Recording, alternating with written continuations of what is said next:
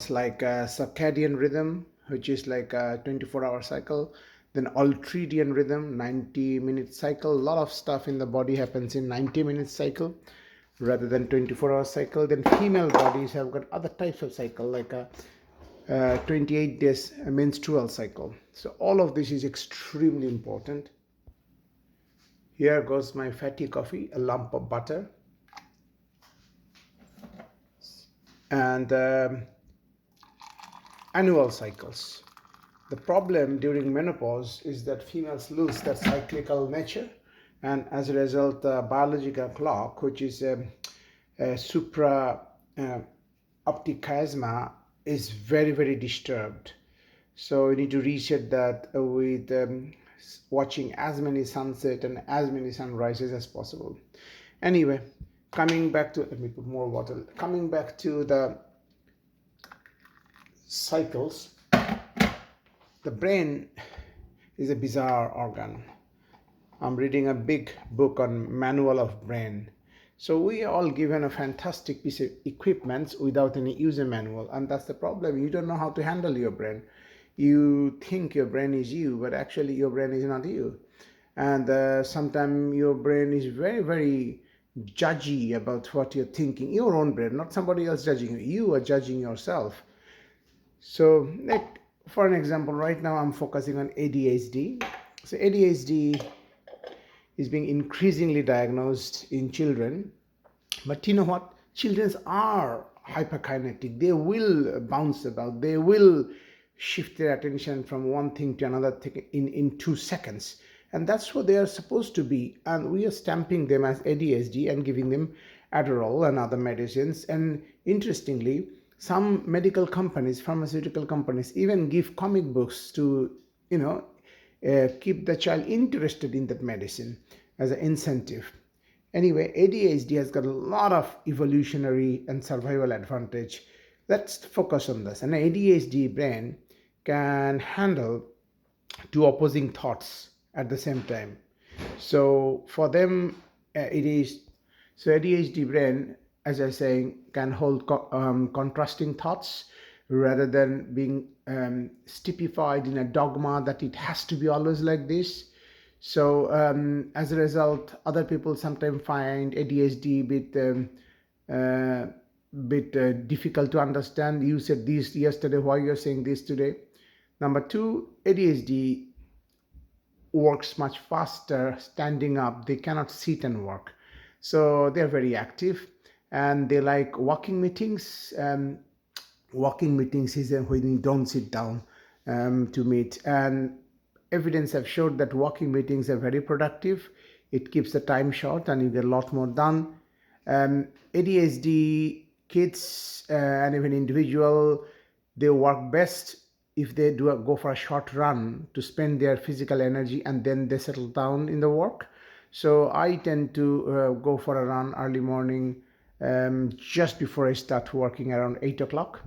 And I feel so much more focused if I do that and not much focus if I don't. Now, nobody formally diagnosed me ADHD and neither am on any medicine, but there are so many things that you can do, like this exercise to kind of trick your ADHD brain to be your superpower. ADHD brain can also come with extremely innovative ideas because of our shifting thinking, jumping from one topic to another, we can make links so fast that you can't even think about if you don't have ADHD. Uh, like the other day, one of the leads just slid through this hole and shattered into 1,000 diamonds. And I think that's a very bad design flaw. Why would they do that? People will put their pots and pans here and they will have the lids. So I just got a plate thingy here which was unused from the garage and using it. My wife liked it and I shifted some of the stuff there because for a cook it is very important to have proper instrument, proper tools. Entrepreneurs have got a lot of ADHD if you take a percentage because ADHD brain is forgetful. because you are jumping between many ideas. You sometimes forget, you remember the salient ones but you forget the irrelevant ones. But we can also forget hurts and injuries and emotional trauma because we don't remember. In businesses, in work, in life, you will be hurt. But ADHD brain even will forgive their greatest enemies if they have hurt them, because they can't remember, kind of. It's funny, but you think that you should remember somebody who hurt you for the rest of your life, but we don't. We really can't remember and get boiled into why did she do this to me. She's my mentor, she's my best friend, why did she backstab me? You don't think this. You just, okay, fine, let's crack on. ADHD brain can get immense amount of work done if they follow a principle called start, don't, not finish, but come back. And the principle is, you start mowing the lawn a little bit, which I did yesterday, and then break it because you're bored now. So you go and start patio cleaning with your pressure washers. Finish it, don't, you stop it, don't finish it, go back to that because you're bored now here, and you finish it. And this is called crisscross technique. And if you do that, you will get a lot more done. So yesterday I did this, I cleaned my car, I wiped the floor, I cleaned the toilet, and I watered the plant, I cooked the food, I served the family morning breakfast.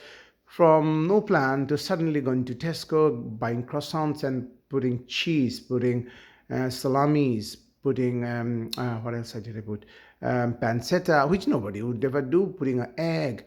So we can think in chaos. So give a left brain a chaos, they will have a heart attack. And oh, we love chaos because immediately you give me a chaos, I see patterns. And I can connect. And this is a kind of thing also commonly seen in edge phenomena.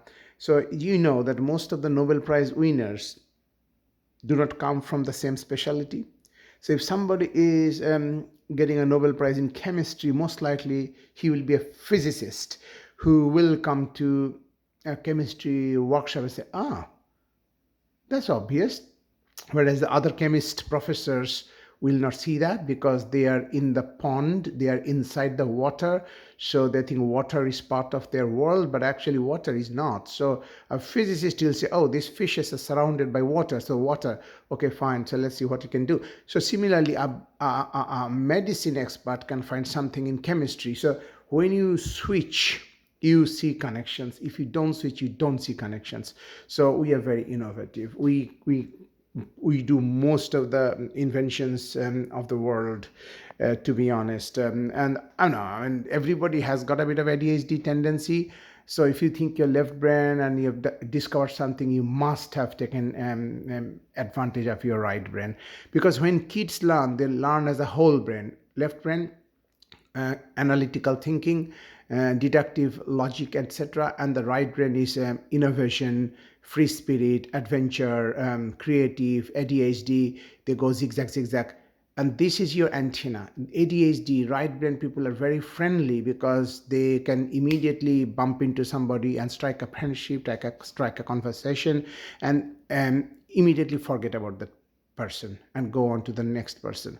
Whereas left brain, like my wife, my son, they will take a long time to understand a person, make sure that the person is compatible with my character, etc., etc., and then they will have a long lasting bond. Okay, so at around age 8, that there's a structure of brain called corpus callosum in between right and left brain, and they start developing inhibitory fibers. Now the left brain information doesn't freely come to right brain, and the right brain information doesn't freely come to right brain, and you tend to develop more on one side. You will see some people are very project finisher. They are the left brain ones.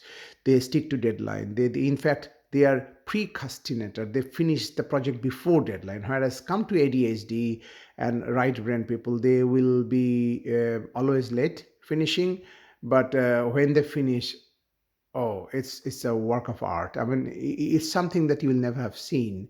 So left brain, no disregard, left brain is like CPU of the computer. It doesn't generate new knowledge. Sometimes it come to conclusion that the right brain, the imagination, that's the true power. and that creates new stuff. Even Einstein said that imagination is more important and more powerful than knowledge. So left brain is knowledge, right brain is creating new knowledge and connecting two different opposing knowledges. So if you think your child has got ADHD, or you think you have got ADHD, then don't take medicine. I can teach you like 10 different ways to take advantage of your ADHD brain, because I kind of self-diagnosed my brain with ADHD. People always told me that, Deb, you're very impatient. Deb, you don't listen. Actually, I'm listening, but you're very slow. And whatever you want to tell me, can you tell me in one sentence, please? And then give me the whole picture. I'm interested in stories. It's not like, interestingly, that reminds me, my wife is left brain, but we were watching a crime thriller yesterday, like a web series. And she said, I want to see the end. I want to see who is the murderer. We will never do that. You think I'm impatient, but I'm not impatient enough to ruin the suspense of the whole drama. So we had a lot of debate, like, why do you want to see the end? It's like the 7 parts Bengali, very, very interesting, called Mahabharat murders. So somebody is killing characters as in a big epic Mahabharata, Indian epic. So we saw the first one, Draupadi murder, and then Shahadev murder, and the Nakul murder. With it enough, now let's go finish it off, because watching a lot of murder stuff before bedtime is not a good thing for the brain.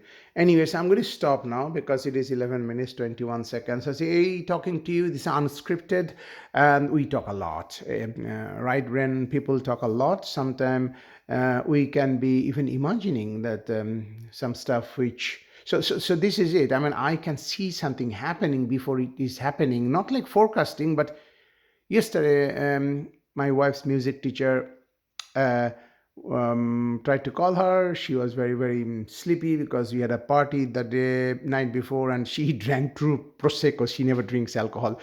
And she was having a, wow, I can't wake up. So I took the call and I said, okay, I'll sing with you.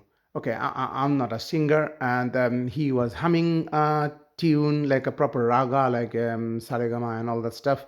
And I was trying to listen to his song. I said, can you please stop saying the words, just sing the tune, like and immediately I started singing a tune, another tune.